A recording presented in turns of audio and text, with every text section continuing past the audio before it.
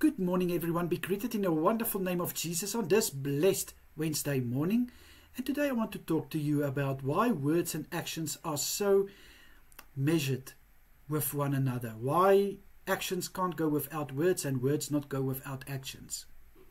Faith without works. That is also said in James 2 verse 22.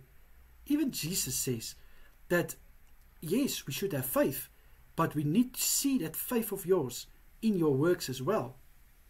So, my brother and sister, let me take an example. A key and a lock. I mean, a lock needs a key to open. Am I right or not? Yes. And then also, a key needs to be inserted at a lock. So you see, both of them, they need each other. And that is the same with words and actions. I mean, it doesn't help if you say to your life partner, I love you and you are the only person for me.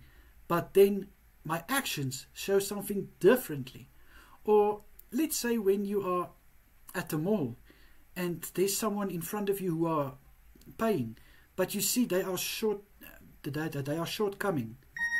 and then you help them out, but then you who just go without saying anything, they will wonder, but why did this person did it? Is it because they feel sorry for me? They feel they must do it? But if you say, you know what, I saw that you are struggling and I want to bless you.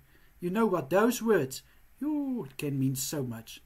So my brother and sister, do you understand now why it's so important for Jesus that our words and our actions should comply with one another? There's multiple scriptures in God's word. James 1 verse 21 says, don't only be hearers, but also doers of the word.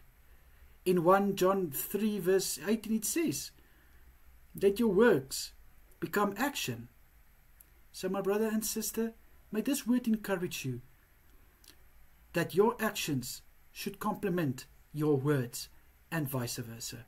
And my prayer for everyone is, Father, may our words and our actions not be separated, but may it complement one another.